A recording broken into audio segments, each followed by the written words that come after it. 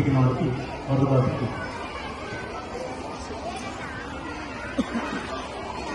కుమారీలు మరియు చేసినటువంటి పెద్దలు వాలంటీర్స్, అదేవిధంగా రామకృష్ణ మఠం, అదేవిధంగా BAHE వారికి, విద్యార్థులకి అందరికీ ముందుగా నా హృదయపూర్వక నమస్కారం తెలియజేసుకుంటున్నాను. ఎందుకంటే గురు బ్రహ్మ, గురు విష్ణు, గురుదేవో మహేశ్వర, గురు సాక్షాత్ పరబ్రహ్మ, తస్మై శ్రీ గురవే నమః.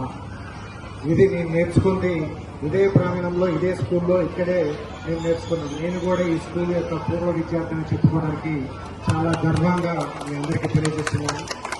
అందరికంటే కూడా సమాజం పట్ల బాధ్యత గురించి కానీ, సేవ గురించి కానీ, మనల్ని క్రమశిక్షణతో తీర్చిదిద్దినటువంటి విద్యాబుద్ధులు నేర్పించినటువంటి ఈ స్కూల్కి నేను జీవితాంతం రుణపడి ఉంటాను.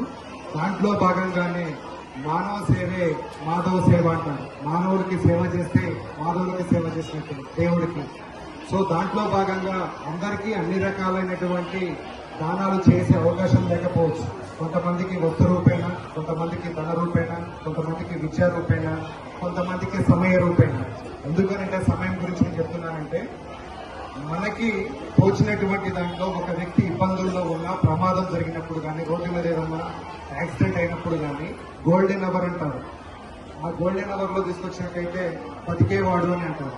కానీ అక్కడ రక్షించబడినటువంటి దేవుడి కంటే కూడా తోడు తీసుకుపోయినటువంటి వాలంటీరే దేవుడితో సమానం. సో ఆ రకంగా మన దగ్గర ఉన్నటువంటి ఏ రూపైనా చేయలేకపోయినా మానవుడికి మానవులాగా సహాయం చేసేసి అదొకటి దాంట్లైనా ముందుండాలని, ఆ రకంగానైనా కానీ మీరు వ్యక్తిత్వంలో భిన్నంగా ఉండాలని, మార్గదర్శకంగా ఉండాలని కోరుకుంటున్నాను. నేను గవర్నమెంట్ హాస్పిటల్లో హెల్త్ ఇన్స్పెక్టర్గా పనిచేస్తున్నాను.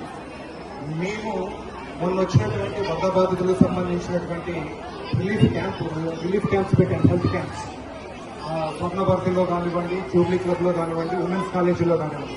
ఇవి పెట్టినప్పుడు వాళ్ళ ఇంటింటికి వెళ్ళినప్పుడు వాళ్ళ ఇంటిలో ఉన్న ప్రతి సామానుతో సహా, ఇంటి పైన ఉన్నటువంటి రేకులతో సహా లేచిపోయినప్పుడు మాకు చాలా హృదయ విదారకంగా అనిపించింది.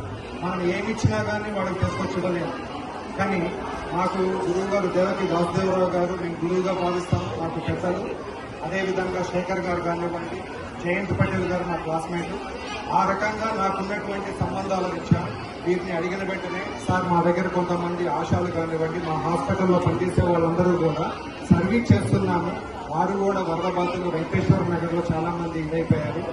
సో అదేవిధంగా మేము ఇంటికి సర్వే చేసినప్పుడు నిజంగా ప్రాక్టికల్ గా వాళ్ళు ఇళ్ళకి పోయి సర్వే చేసి వాళ్ళందరూ కూడా లిస్టు తయారు చేసి మన వాలంటీర్ గారు అయినటువంటి లలిత కుమారి గారికి అందించడం జరిగింది.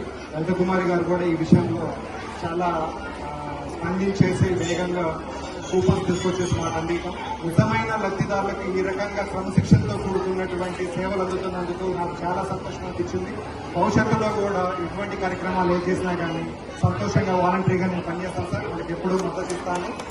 థ్యాంక్ యూ సార్, ఈ అవకాశం ఇచ్చినందుకు, మాకు ఈ సర్వీస్ ఇస్తున్నందుకు. మరొక్కసారి Vivekananda institute of human excellence వారికి, రామకృష్ణ మఠం వారికి, అదేవిధంగా పూర్వ విద్యార్థులకి, అదేవిధంగా వాలంటీర్స్ కి, ప్రతి ఒక్కరికి హృదయపూర్వకంగా కృతజ్ఞతలు తెలియజేస్తున్నాను. Thank you so much.